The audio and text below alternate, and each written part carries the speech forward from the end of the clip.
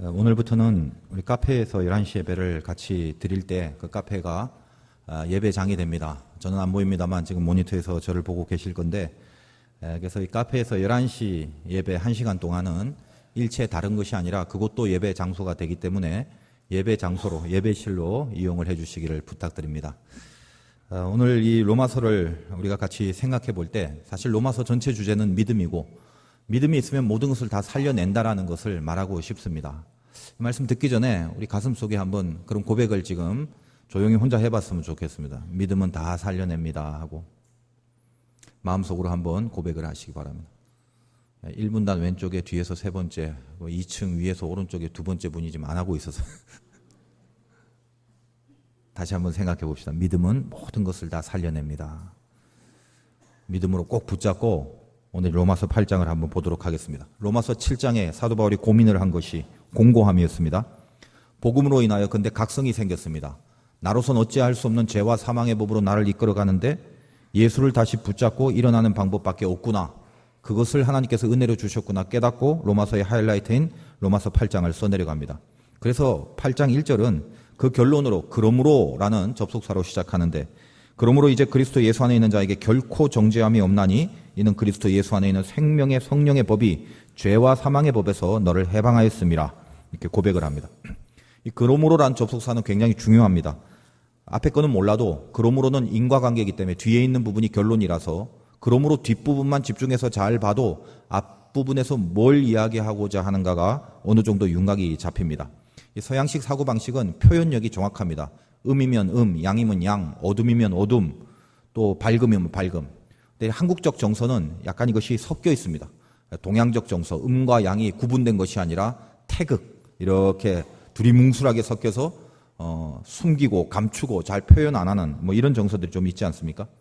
그래서 지금도 뭐 학생들이 여기 있겠습니다만 영어 같은 책을 원서로 볼 때는 굉장히 두꺼운 것을 요약해라 그러면 그게 사실 굉장히 힘들죠. 한국 책도 두꺼워서 잘 요약이 안 되는데 요령이 있습니다. 옛날에 저도 이제 그런 요령을 많이 이용을 했는데, 이 영어식 표현이라는 것은 표현이 분명하기 때문에 이렇게 다 읽는 것이 아니라 마지막에 그러므로라든지 무슨 이렇게 결정적인 접속사가 있으면 그 뒷부분만 대강 이렇게 봐도 사실은 모든 것들이 다 끼워 맞춰지게 돼 있다라는 것입니다. 그게 서구의 방식이에요. 근데 한국적 정서는 좀 다릅니다. 뭔가 이렇게 표현을 안 하고 감추는 게 있기 때문에 끝까지 좀 봐야 되겠죠. 우리 보통 A 불비 이렇게 표현을 하는데, 슬퍼도 슬퍼하지 않으며 또 기뻐도 그것을 표현하지 않는 것. 나보기가 역겨워 가실 때에는 말없이 고이 보내 드리오리다. 절대 고이 보내 드릴 마음이 없는데 표현은 그렇게 고이 보내 드린다는 거죠. 나보기가 역겨워 가실 때는 죽어도 아니 눈물 흘려오리다. 눈물이 떨어지는 상황인데도 눈물을 안 흘린다라는 표현을 함으로 속에 있는 눈물을 감추는 이런 것들. 그러니까 진짜 마음과 표현하는 게 좀 다릅니다. 한국적 정서는. 그러니까 이게 뒤끝이 있는 거예요. 조심해야 돼요. 한국적 정서는. 그러나 이 서양은 달라요. 분명한 겁니다. 그러므로 그럼 그 뒤에 게 결론이에요. 앞에 것과 뒤에 게 반드시 기승전결로 이어질 수밖에 없습니다. 그러므로 그리스도 예수 안에서 정죄함이 없다? 그 앞에서 뭘 했겠습니까? 사도 바울은 이 앞에서 정죄함이라는 게 뭔지, 자기 안에 있는 죄와 사망의 법이 뭔지 그 부분에 대해서 공고하고 고민했던 이런 부분을 분명히 토로한 내용이 7장에 있었을 것이고, 그 결론으로 깊이 묵상해 보니까 이 공고함에서 이제 빠져나오는 하나의 법, 예수 그리스도의 법을 내가 발견한 것이다. 그러므로 걱정하지 마라. 이제 우리는 죄와 사망으로 안 가게 돼 있다. 그리스도 예수 안에 있는 생명의 성령의 법이 드디어 죄와 사망에서 우리를 이렇게 해방시켰다. 그 깊은 공고함 속에서 탄식하는 자기 자신에게 드디어 예수 그리스도가 해법이 돼서 로마서 8장인 이 귀한 이 로마서의 하이라이트를 써내려가고 있다는 것입니다. 사도 바울은 신자의 모습을 이것으로 봤습니다. 성령의 법이 들어오고 하나님의 영이 들어오면 우리는 그것으로 인하여 이제 정죄함이 없는 거룩한 생명의 법으로 살게 되는 것이 신자의 정체다. 예수로 인한 생명의 법. 믿음을 갖고 있고 하나님의 영이 있으면 죽는 게 아니라 다 살아낼 수 있다는 믿음을 갖고 로마서 8장을 써내려가게 됩니다. 그러므로 오늘 이 읽은 본문을 갖고 예수로 인하여 생명의 법이 우리에게 있을 때, 하나님의 영이 들어올 때 그것이 우리의 무엇을 어떻게 살리고 건져내는가라는 것을 크게 두 가지적인 부분에서 보도록 하겠습니다. 결론을 말씀드리면 이 두 가지를 살려내는데, 하나님의 생명의 법은 우리 안에 들어와서 우리 생각을 살려내고, 또 우리에게 감추어졌던 없어졌던 영광을 살려냅니다. 생각과 영광을 살려내는 역할을 한다는 것입니다. 그래서 첫째로 생각을 살려낸다라는 말은 3절과 4절을 보면 무릇 그리스도 예수와 합하여 세례를 받은 우리는 그의 죽으심과 합하여 세례를 받은 줄을 알지 못하느냐. 그러므로 우리가 그의 죽으심과 합하여 지금 8장 3절에 보면 율법이 육신으로 말미암아 연약하여 할 수 없는 그것을 육신이 연약하단 말입니다. 그래서 그 할 수가 없어요. 율법이 뭔 줄 아는데 할 수가 없어요. 그것을 하나님은 하시나니 곧 죄로 말미암아 자기 아들을 죄 있는 육신의 모양으로 보내어 육신의 죄를 정하사 육신을 따르지 않고 그 영을 따라 행하는 우리에게 율법의 요구가 이루어지게 하려 하심이라. 쉽게 설명하면 그겁니다. 지금 사도 바울의 공고함은 몰라서가 아니라 다 아는데 하나님의 법을 따르고 싶은데 내 안에 육신이 약하다 보니까 죄의 법에 지배를 받고 있는 상태라는 거예요. 지배를 받고 있는 이상 나를 꽉 붙잡고 있는 권세가 죄의 권세이기 때문에 용을 써도 안 된다는 거예요. 그래서 힘들다는 것입니다. 얼마나 답답하고 이게 얼마나 안타깝고 한심하냐. 도무지 방법이 없다는 것입니다. 왜냐하면 내가 할 수 있는 방법, 내 힘으로 풀 수 있는 게 아니에요. 이미 존재 구조 자체가 죄의 권세, 죄를 짓게 하는 사망의 권세가 엄청난 힘으로 나를 이렇게 칭칭 갖고 꽉 묶어버린 상태라는 것입니다. 그 율법이 육신으로 말미암아 연약하여 내 육신이 연약하기 때문에 율법을 아무리 따르고 싶지만 그 율법을 내가 따를 수 없고 결국은 사망과 죄 쪽으로 갈 수밖에 없는데 풀려나올 길이 없는데 그건 의지와 분발과 노력의 문제가 아닌데 근데 그때 내 안에 죄성의 결박을 끊어버리는 새로운 길이 열리게 됐다는 것입니다. 내 힘으로는 할 수 없는데 그래서 죽을까 했더니 죽는 게 아니라 밖에서부터 들어온 새로운 힘 그게 있더라는 것입니다. 그게 뭐냐? 죄 있는 육신의 모양으로 예수가 오셔서 예수님께서 내 결박을 풀려면 어떤 조건이 필요한데 죄값을 치러야 되는데 육신으로 오셔서 내 죄값을 대신 치르시고 대신 죽으심으로 말미암아 이제 드디어 내 안에 있는 죄와 사망의 권세가 나를 꽉 붙잡고 있는 이거를 깨트려 버리고 하나님의 영이 죄의 법이 나를 붙잡는 게 아니라 하나님의 영이 나를 붙잡는 존재로 우리를 이렇게 바꿔놨다는 것을 알게 된 것입니다. 드디어 이제까지는 불가능해 보였던 싸움에 승산이 보이게 되었다는 거예요. 이게 오늘 이 로마서의 이야기입니다. 그래서 이 귀한 진리를 그러나 누구나 다 알고 있는 교회 조금만 다니면 익히 들어서 알고 있는 이 이론을 어떻게 이 사도 바울이 느낀 이 느낌만큼 좀 리얼하게 전달할 수 있을까? 이것이 이제 오늘 저의 과제인데 참 이렇게 힘듭니다. 이런 영적인 부분의 이해라는 것은 머리로 이해되는 것이 아니라 이렇게 온 마음으로 영혼으로 그래서 내가 이 죄로 말미암아 죽을 수밖에 없는데 새로운 법이 들어와서 내 안에 있는 죄의 결박을 풀고 하나님의 영으로 지배를 받게 됐더라. 그래서 이기게 됐더라라는 것이 그래가 아니라 자기 깊은 이 마음으로 받아들여져야 되는데 어떻게 해야 되나 이렇게 고민을 하다가 이 말씀을 준비하면서 갑자기 제가 어떤 전쟁 영화를 보는 스크린이 좀 생각이 났어요. 어떤 내용이냐면 이겁니다. 불가능한 싸움에 갑자기 승산이 보이기 시작했다라는 그 기쁨과 파워가 어떤 건지 아마 이런 예를 좀 이해하시면 될 것 같아요. 여러분 가끔 전쟁 영화 보면 아군과 적군이 싸우다가 이제 아군이 실패하고 전쟁에 지는 경우를 보게 됩니다. 다 부상당하고 뭐 거의 다 죽고 총알 다 떨어지고 막 힘들어서 낑낑거리고 있는데 이제 적들이 막 몰려오는 거예요. 그 남아있는 부상자들마저도 다 죽이려고 확인 사살을 하려고 착착 걸어오는 거죠. 그때 이 아군의 진영에 이제 뭐 거의 부상당하고 막 힘들어하는 사람들이 서로 막 신음하고 대화하고 그때 이제 대사들이 좀 나타나지 않습니까? 어떤 대사들이 나옵니까? 여러분 익히 보면 뭐 소대장님이 있는데 소대장님 뭐 우리 이제 다 죽는 건가요? 막 그러면 막 김병장 걱정하지 마 이러면서 뭐 김병장 막 피를 흘리고 있고 어머니가 막 보고 싶습니다 그러고 살고 싶습니다 막 안타깝게. 근데 어때요? 막 소대장이 그 피를 흘리는 그 김병장을 보면서 막 주변에 보니까 도와줄 사람도 없고 죄다 그냥 부러지고 다치고 피 흘리고 힘들고 눈물을 이렇게 흘리면서 이게 김병장을 끌어안잖아요. 야 김병장 우리 최선을 다했다. 우리 이 고지를 지키느라고 우리가 할 수 있는 건 다 한 거다. 우리 장하다 뭐 김병장 이러면서 막 위로도 해주고. 그리고 결국은 적들이 막 다가오고 있는데 이젠 죽음밖에 남지 않은 그 상황 속에서 아무것도 못하고 그냥 엉엉 울고 있죠. 보셨습니까? 그런 영화? 저만 그런 영화 본 것 같아요. 그런데 갑자기 그러고 있는데 하늘에서 이상한 소리가 들리죠. 무슨 소리야? 봤더니 아군 전투기가 확 하고 날아오면서 그 적진에 융단 폭격을 가하기 시작하는 거예요. 하늘에서 전투기 소리가 들리고 뒤를 봤더니 어마어마한 아군의 탱크들이 폭격을 하고 새카만 아군의 군인들이 이제 밀려오기 시작하는 거예요. 그걸 딱 봅니다. 그때 대부분 어때요? 어떻게 합니까? 야, 아군이다. 그걸 딱 보는 순간 이제까지 시름시름 알았던 아군들이 주섬주섬 일어나 깃발을 들고 적진을 향해서 돌격 앞으로 또 가잖아요. 총알도 없고 힘들어 죽겠는데. 갑자기 다 살아나죠. 다 살아나는 거예요. 전투기가 뜨고 탱크가 뜨니까 그냥 다 일어나 버리는 거예요.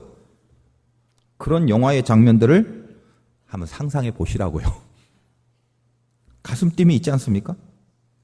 이게 예수로 인한 생명의 법이 들어온 사건이에요. 그 전에는 아무리 싸워도 싸우면 지는 거예요. 이기고 싶어도 질 수밖에 없는 운명입니다. 근데 이제 달라졌어요. 그러므로 이젠 달라졌어요. 싸움은 이기게 돼 있어요. 여전히 힘이 없고 여전히 다쳤고 총알이 없는데 이젠 이상하게 이기게 돼 있는 구도에 들어간 거예요. 이기게 돼 있는 거예요. 그 이기게 돼 있는 그 자리, 거기에 지금 우리가 있다는 것입니다. 그러므로 필요한 게 뭐라고요? 그냥 일어나면 돼요. 부상당하고 총알이 없어도 일어나서 가면 되는 거예요. 그게 우리다, 이 얘기하는 것입니다. 근데 만약에 이 중에 어떤 죄스러운 마음이 있어서 에라이, 어차피 내가 싸우는 게 아니라 전투기가 싸우고 탱크가 싸우는데 난 할 것도 없다, 가만히 있자, 내가 안 일어나도 우리 편이 새로 저 전투기와 탱크가 싸워줄 건데 그냥 뭐 조용히 참호 속에 있으면 그러면 저들이 다 이겨줄 건데 뭐 하려고 내가 힘들게 싸우냐. 혹시 이렇게 생각하는 그 흉측한 죄인들이 있을지 몰라요. 여러분, 영화를 보면요, 아무리 부상당하고 힘들어도 전투기 뜨고 탱크 뜨면 깃발 들고 쩔뚝쩔뚝거리면서도 고지를 향하여 힘있게 일어나죠. 왜? 이젠 이긴 싸움이라는 걸 알기 때문에. 이 깃발을 들고 비록 쩔뚝거리면서 갈지라도 적진의 깃발을 꼽기까지 나를 방해할 세력이 없다는 걸 분명히 아는 이상 다 일어나게 돼 있다는 거예요. 그거 놔두고 니네 잘 싸우라고 나는 좀 쉬고 있을게, 이런 사람이 없어요. 흐르는 기가 달라요. 흐르는 기가. 아무리 다쳐도 그 안에 있지 않는다는 거예요. 명심할 것이 있습니다. 하나님이 우리를 분명히 도와줘요. 그런데 어차피 도와줄 건데 나는 그냥 아무것도 안 할란다 그러면 아무것도 안 해도 알아서 도우신다더라 그러고 있는 사람들. 보통 기독교의 은혜라는 부분을 비판하는 많은 사람들이 비판하는 요소가 그거죠. 니네는 하나님이 다 해주신다며, 은혜로 되는 거라며, 값없이 받았다며, 그럼 뭐 하냐, 할 일도 없는데 그게 말이나 되냐, 그게 어떻게 하나님이 다 해주시고 니네는 공짜로 얻어먹어, 이렇게 비판을 하기도 합니다. 근데 그 비판을 듣는 이유가 우리 믿는 사람들 안에서 그 생각을 실제로 하고 있는 사람들이 있다라는 거예요. 게을러가고. 어떤 겁니까? 그래? 하나님이 다 해줘? 가만히 있어도 되는 거야? 이 생각하시는 분. 주님이 그 고통을 당하시면서까지 우리를 살려주신 거는 우리를 가만히 있게 하려고 하는 것이 아니라 싸움에서 이기기를 원하시기 때문에 그런 거죠. 아무것도 안 하고 있기를 원하시지 않습니다. 승리를 원하십니다. 왜 빼내어 왔나? 왜 애굽에서 탈출시켰나? 왜 전투기를 뜨게 했나? 왜 탱크를 보냈나? 그 자리에 참호 속에 눌러붙어 앉아 있어라가 아니라 일어나 깃발을 갖고 고지에 가서 승리해라. 그 승리가 있기까지 더 이상 너를 가로막을 방해가, 너를 가로막을 권세가 없게끔 지금 전투기가 뜬 거다, 이겁니다. 그러니까 피를 흘리더라도 마지막까지 가서 우리의 국기를 적의 고지에 여호와 니시 이 깃발을 꽂기를 바라십니다. 근데 아무것도 안 하고 그냥 참호 속에서 그냥 담배나 좀 피우고 있자, 쟤들이 다 알아서 한대.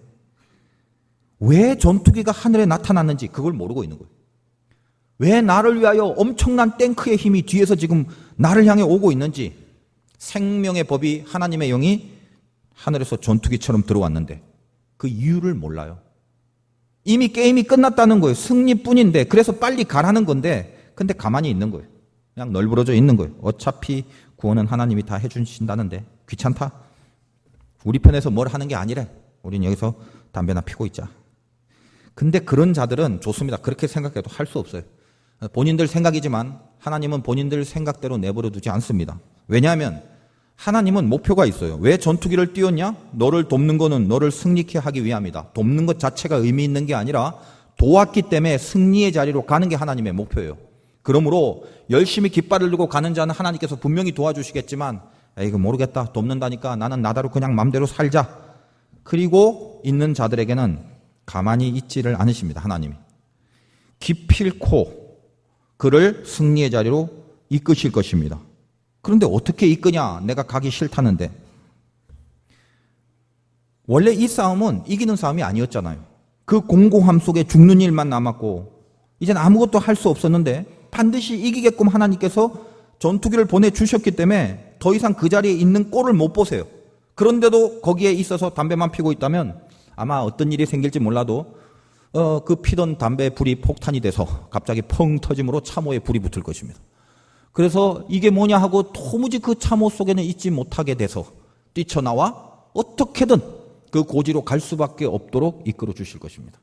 그게 아니라면 저 멀리서 적군의 무슨 파편이 튀어서 다리 몽둥이가 부러지든지 팔이 하나 잘리든지 아무튼 도무지 여기서 편이 있어서는 내가 죽을 것 같구나, 여기가 있어야 될 곳이 아니구나를 깨닫게 하셔서 기어서라도 나와 그 승리의 깃발을 꽂기까지 하나님께서 그들을 끌고 가실 것입니다.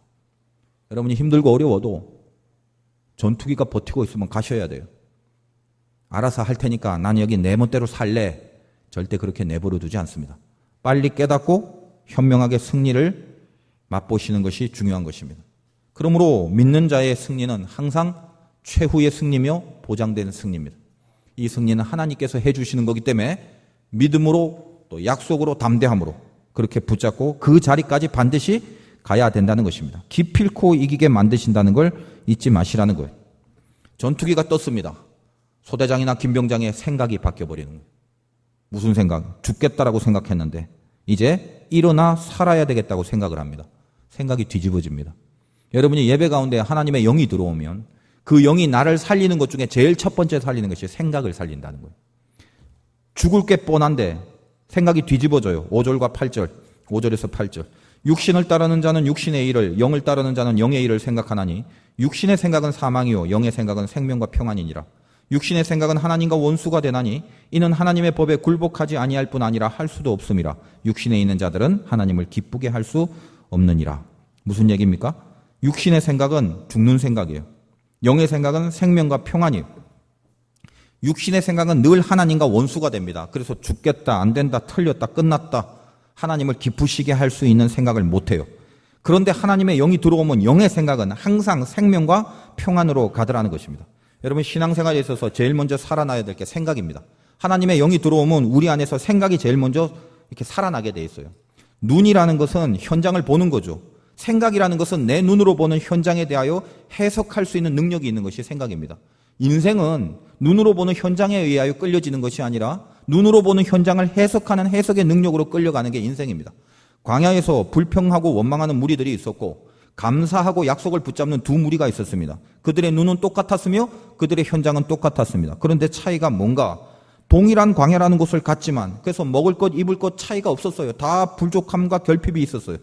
그런데 어떤 이는 불평하다 자멸해버리고 어떤 이는 감사하다가 복을 받아버리죠. 어떤 차이입니까? 해석력입니다. 생각의 차이. 뭘 어떻게 생각하느냐, 내 눈에 보이는 현장을 내가 어떻게 해석하느냐에 따라서 그 사람의 운명이 달려진다는 것입니다. 다시 한번 보겠습니다만 6절에 육신의 생각은 뭐라고요? 사망이에요. 영의 생각은 생명과 평안입니다. 여러분이 만약 지금의 사망의 생각을 하고 있다면 그건 다 뭐다? 육신의 생각이고 사단의 생각이고 다 속는 생각이고 틀린 생각이라는 거예요. 그런데 생명과 평안의 생각을 하게 되면 그것은 하나님이 주시는 생각이라는 것입니다. 생각 중에 사망의 생각을 하는 거 혹시 있습니까? 바울을 한번 예를 들어볼까요? 육신의 생각에 있을 때는 그의 생각은 뭐냐면 다메섹으로 가서 예수 믿는 예수쟁이들을 다 잡아 죽여야 한다고 생각했어요.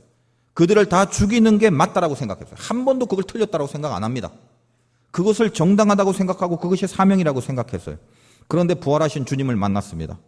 그리고 그 안에 하나님의 영이 들어가자 그 다음엔 어떻게 바뀌었냐면 그 전에 육신의 눈으로 육신의 생각을 할 때는 예수쟁이를 죽이는 게 맞다라고 생각했는데 하나님의 영이 들어가는 순간 생각이 바뀌어버리죠.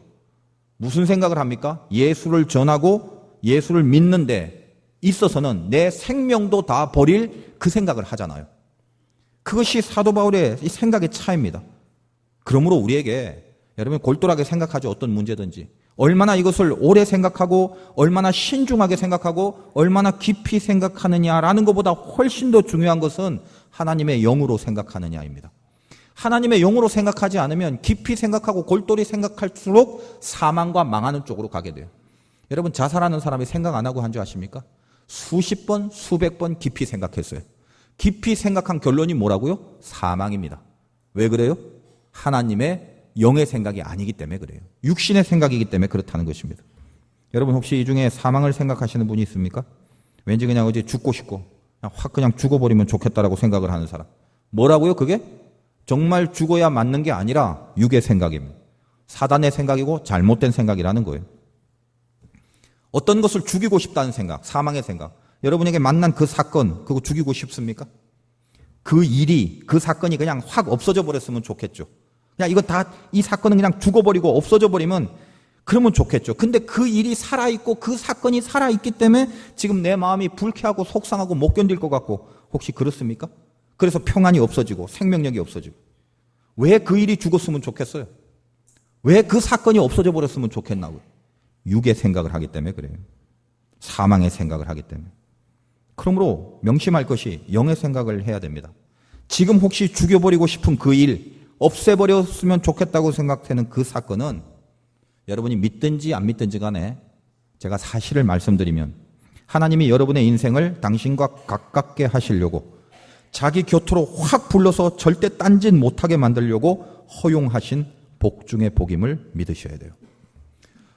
너무 힘든데 어떻게 그걸 믿어요? 그건 모르겠어요. 그건 여러분의 몫입니다. 저는 사실만을 알려드립니다.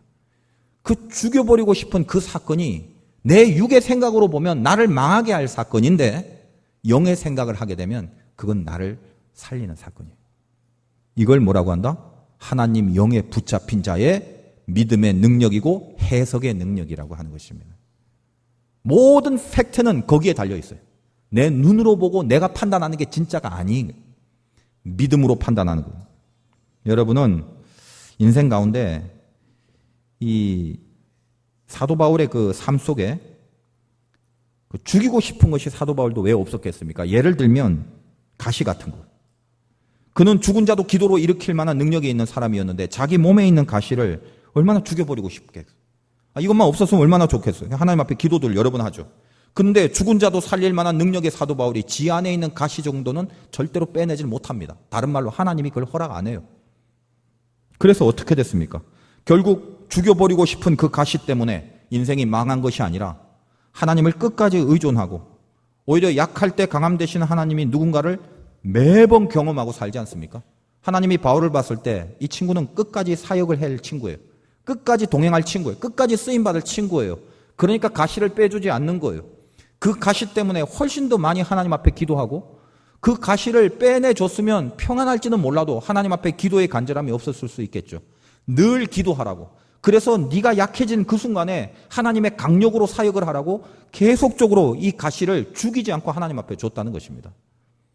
사도 바울이 그때 그 순간에는 그게 미워 죽겠을지 몰라도 넓게 그의 사역을 보니까 오히려 이 가시 때문에 하나님의 폭발적인 능력을 덧입고 사역할 수 있었음을 알고 아마 깊은 곳에서는 아마 이 가시를 굉장히 사랑했을 거예요. 나중에는.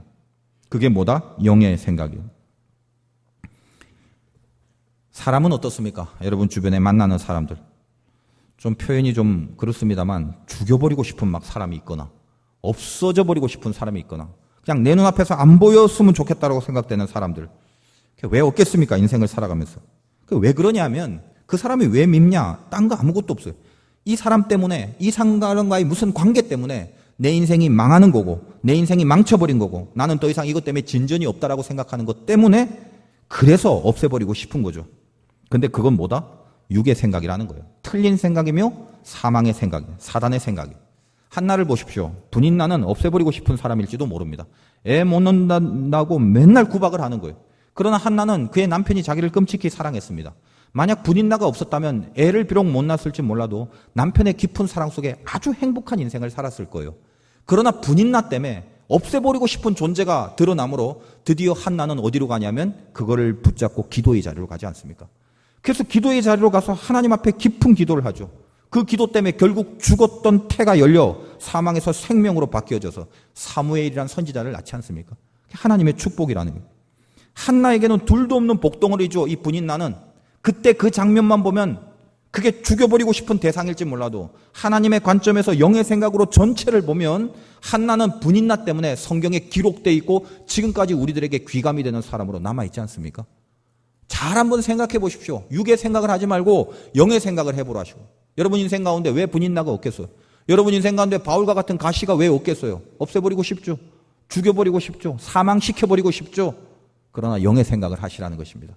하나님의 성령의 법이 우리 안에 들어오면, 하나님의 영이 우리에게 들어오면 그때부터는 어떤 고난과 어떤 가시랄지라도 생명과 평안의 생각으로 바뀌어져 버립니다. 그리고 생명과 평안의 열매를 맺게끔 하신다는 것입니다. 해석하실 수 있어야 돼요. 이 자리에도 오늘 이 말씀을 붙잡고 여러분과 한번 싸움을 하길 바랍니다. 혹시 내게 죽이고 싶은 것들이 있는가? 너무 쓰고 너무 고통스럽고 무슨 막 쇠조각 같은 것이 막 이렇게 들어찬 것 같아서 막 깝깝하고 풀리지 않는 그런 심령이 있다면 오늘 이 예배를 통하여 하나님의 영이 강하게 임하길 바라요. 그래서 생각이 바뀌어져 버려야 되는 거예요. 하나님의 영이 들어오면 제일 먼저 생각이 무조건 바뀌게 돼 있다는 것입니다. 사망의 생각을 하시고 이 예배를 떠나면서 예배 실패한 것입니다. 여러분 안에 지금 난데없이 지금 전혀 내 바깥의 필드와 현장은 아직 안 바뀌었지만 내 속에서 살아나는구나라는 생각을 해야 돼요. 이상하게 평안이 흘러야 돼요. 하나님이 여러분을 꽉 붙잡고 지금 안아주고 계시면 이유도 없이 여러분 마음속에 생명으로 인한 평안이 나타나야 된다는 것입니다. 그게 예수 그리스도의 능력이에요. 예수 그리스도가 내 생각 속에 던져지면 모든 게 다 살아나는 거예요. 이스라엘 백성들이 광야에 천신만고 끝에 애굽을 탈출하고 3일 동안 물을 먹지 못했어요. 너무 목말라 죽을 것 같았어요. 근데 그들이 처음 발견한 물을 보고 기뻐 먹었더니 너무 써서 먹을 수가 없기에 그 물 이름을 마라라고 했습니다. 룻기에 보면 나오미가 실패하고 다시 고향으로 갔을 때 내 이름을 나오미라 하지 말고 마라라 해라. 인생이 너무 쓰다. 그 쓴물을 놔두고 이스라엘 백성들이 불평하고 원망하고 있을 때 하나님이 모세에게 한 나무 가지를 지적하며 그 나무를 물에 던져라. 그래서 나무를 물에 던졌더니 그 쓴물이 다시 단물로 바뀌더라는 것입니다. 여러분의 인생에 쓴 생각이 있을 것입니다. 거기에 주님의 십자가가 던져지면 얼마든지 단물이 될 수 있습니다. 그걸 능력이라고 해요. 여러분의 쓴 생각들 안에 예수 그리스도의 십자가와 하나님의 영이 들어가면 생각이 바뀌어져서 모든 것을 다 살릴 수 있는 역사로 나타나더라는 것입니다. 8장 11절의 말씀. 예수를 죽은 자 가운데서 살리신 이의 영이 너희 안에 거하시면 그리스도 예수를 죽은 자 가운데서 살리신 이가 너희 안에 거하시는 그의 영으로 말미암아 너희 죽을 몸도 살리시리라. 여러분은 믿음은 모든 것을 다 살려냅니다. 그 믿음을 갖고 오늘 이 예배의 자리를 여러분 떠나시기 바라요. 그리스도 안에서 모든 것이 살아납니다. 여러분의 생각부터 살아나게 되어 있습니다. 생각이 살아나는 은혜가 있으시길 바라요. 두 번째로는 영광을 살려냅니다. 하나님의 영이 들어오면 죽었던 영광이 다 살아난다고. 우리를 향한 하나님의 요구가 뭐냐면 13절에 보니까 너희가 육신대로 살면 반드시 죽을 것이로되 영으로서 몸의 행실을 죽이면 산다. 우리 몸의 행실을 죽이는 삶, 이게 영광된 삶이라는 것입니다. 신자들이 인생을 논할 때마다 영광이라는 단어를 많이 사용해요. 인생이 뭐냐? 하나님 앞에 영광 드리는 삶이다. 주께 영광, 주님께 영광, 도초의 영광.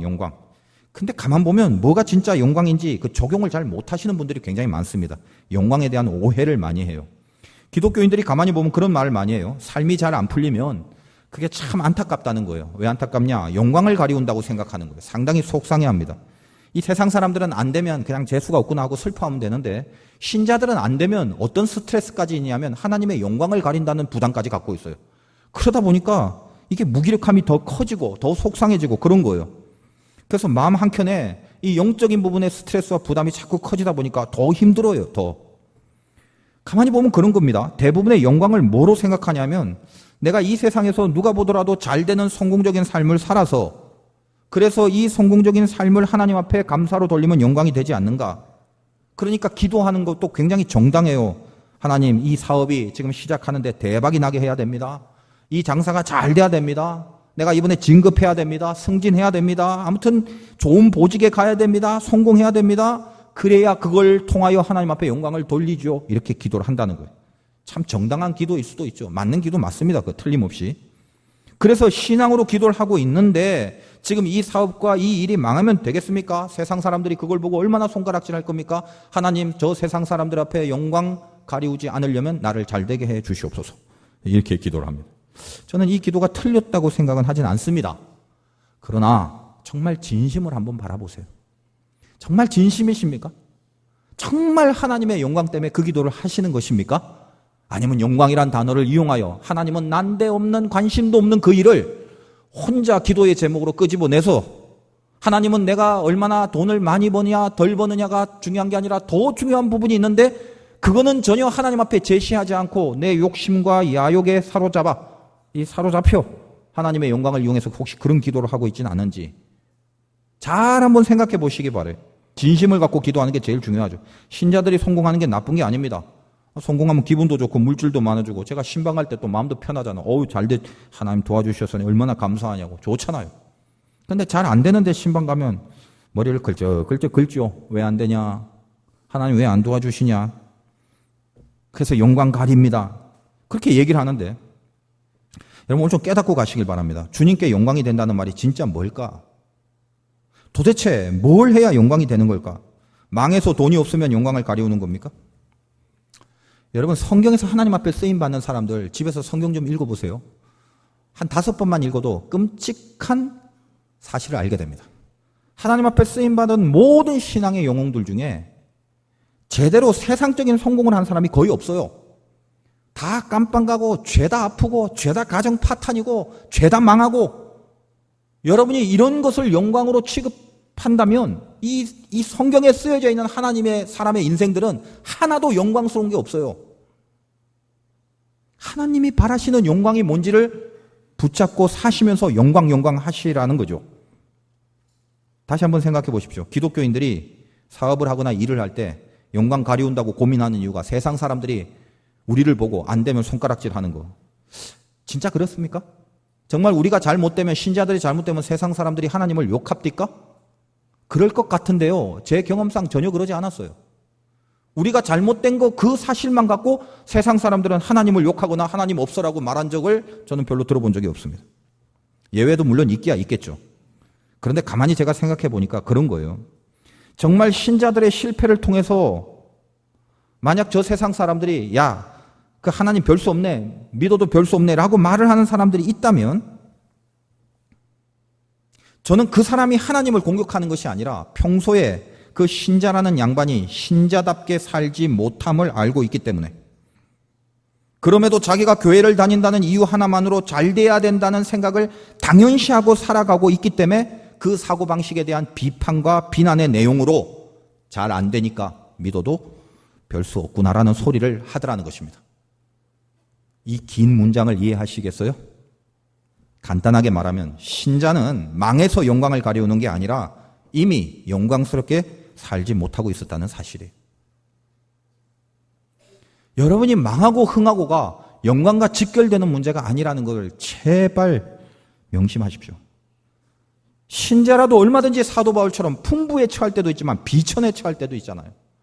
그러면 비천에 처하고 돈 없을 때 맨날 쫓기고 돌멩이로 맨날 두드려 맞고 감옥에서 맨날 쇠고랑 차고 있는 사도 바울은 예수 믿고 난 이후에 전 인생은 하나도 영광스럽지 않았겠네요. 그러면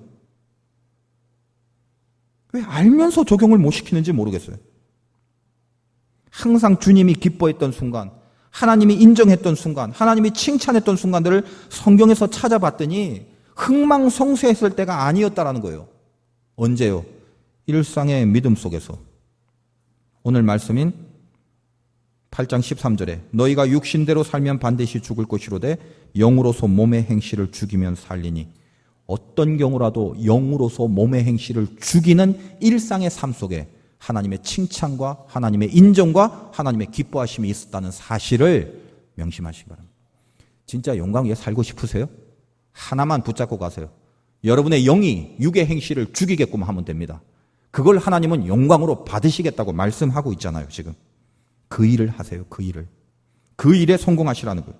그래서 오늘 17절에 보니까 자녀이면 또한 상속자 곧 하나님의 상속자요 그리스도와 함께한 상속자니 우리가 그와 함께 영광을 받기 위하여 고난도 함께 받아야 할 것이니라. 그러니까 이게 무슨 말이에요? 고난이 오면 이게 믿음으로 이기기가 힘들잖아요. 근데 일상의 삶 속에서 영으로 육의 행실을 죽이는 그 일은 고난 중에 어렵지만 고난 중에 그 일을 해낼 때 하나님께서 야, 너 힘든 거 했구나. 네 믿음을 내가 진짜로 여기겠다. 영광을 하나님이 받으시겠다는 거예요. 기분 좋고 인생 잘 풀리고 환경 여건 좋을 때 잠깐 신앙적인 모습으로 반짝할 수 있는 건 누구나 다 알 수 있습니다. 하나님 그런 시시한 거 갖고 영광을 안 받으세요. 어려운 순간이 언제인 줄 아세요? 믿음의 승부를 딱 걸 그 순간 하나님이 이게 믿음이다라고 내가 반드시 인정하마라고 한 그때가 언제냐 하면 바람이 불고 창수가 날 때라는 걸 잊지 마십시오.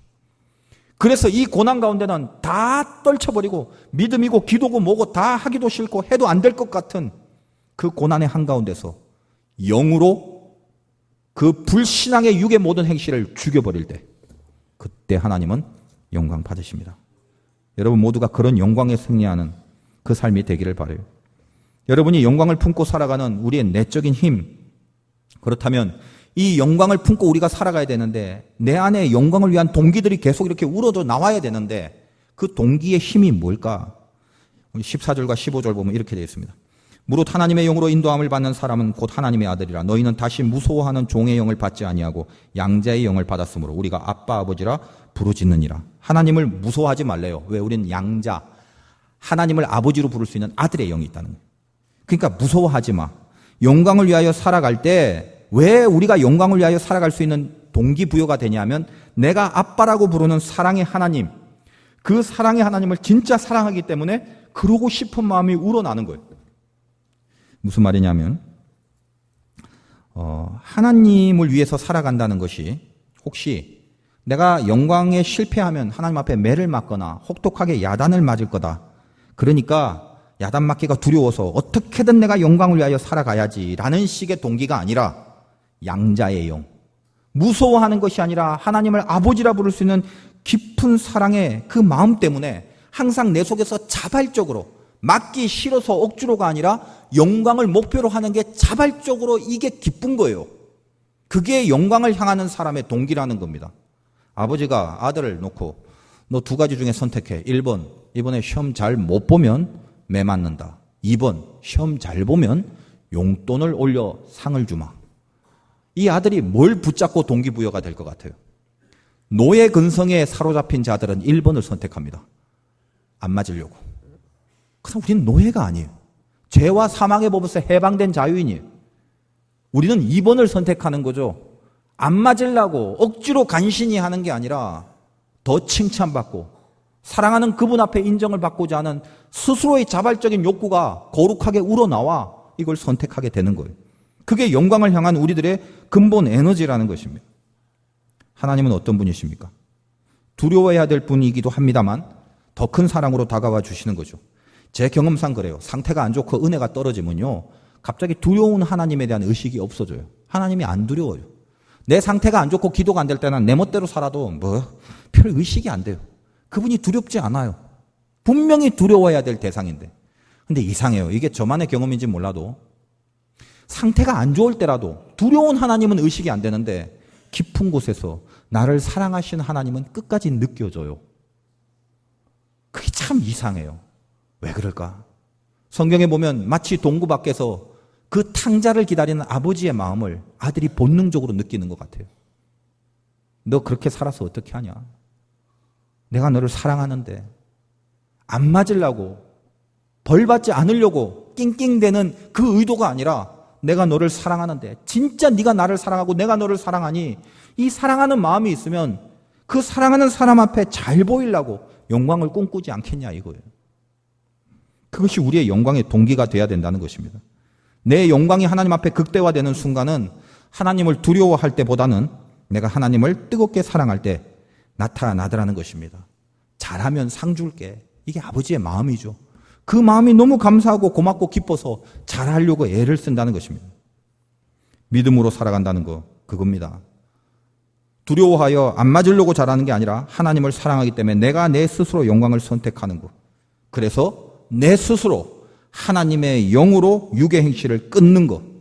매 맞을까 봐 두려운 정도의 차원이 아니라 더 깊은 차원에서 이것을 하나님 앞에 함으로 하나님이 기뻐하기 때문에 나도 이 일을 하는 게 기쁨이 돼서 하는 것. 영으로 육의 행실을 끊는 거예요. 술 끊어야 돼? 담배 끊어야 돼. 왜요? 그거 하면 벌 받는, 그게 성경에 어디 있어요? 그거 하면 천국 못 가요? 성경에서 명확하게 지시를 해주면 제가 결단을 하거나 할게요? 그 차원에서 머무르지 말라는 거예요. 벌 안 받으려고, 야단 안 맞으려는, 어떤 율법의 기준에 있냐 없냐를 따지고 벌써 할까 말까를 망설일 정도라면 다 실패해요. 그런 거 하지 마세요. 그런 거는. 있으면 할게요. 있으면 할 줄 알아요? 그런 사람들이? 있으면 내가 할게요라고 말하는 사람은 있어도 절대 못해요. 영으로 육의 행실을 끊을 수 있는 사람은 뭐냐면 딱 한 가지입니다. 하나님을 사랑하기 때문에 그 사랑이 내 안에 있는데 내가 나를 정결하게 지켜내지 않으면 어떻게 내 안에 주님을 모시겠냐 이거죠.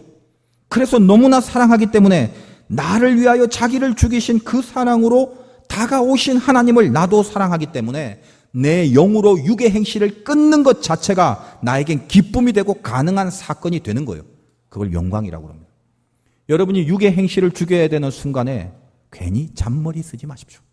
합리화하지 마시고 핑계대지 마세요. 있냐 없냐 따지지 마세요. 이미 틀려먹은 심보가 있기 때문에 있냐 없냐를 따지는 것입니다. 정말 하나님을 사랑한다면 내 영으로 육의 행실을 죽이는 자리가 기쁨으로 인정이 될 때는 아무것도 따지지 않고 그분을 향한 사랑으로 해내게 돼 있습니다. 영광이 살아날 수 있다는 거예요. 하나님의 영이 여러분 안에 들어가면 하나님을 향한 모든 영광을 다 살려낼 수 있다는 것입니다. 명심하십시오. 여러분이 얼마나 잘 되냐, 얼마나 이 땅에서 성공하냐로 승부를 내는 것이 아닙니다. 아무것도 아닌 일상 속에서도 영으로 육을 죽일 때 그때 하나님이 내 삶을 보시고 영광을 받으심을 절대로 잊지 마시라는 거예요. 그리고 여러분 스스로도 제발 사람을 볼 때 그 사람의 영광을 그 기준으로 보시기 바랍니다. 누가 잘 됐대? 성공했대? 야, 영광이 아니라니까요? 힘들고 어렵게 살아도 오늘 철저하게 하나님의 말씀 앞에서 내 영이 육을 죽이는 안간힘을 다하고 있는 그 사람들을 위에 박수치고 칭찬해주는 시각과 안목을 키우십시오. 그게 기독교의 힘이에요.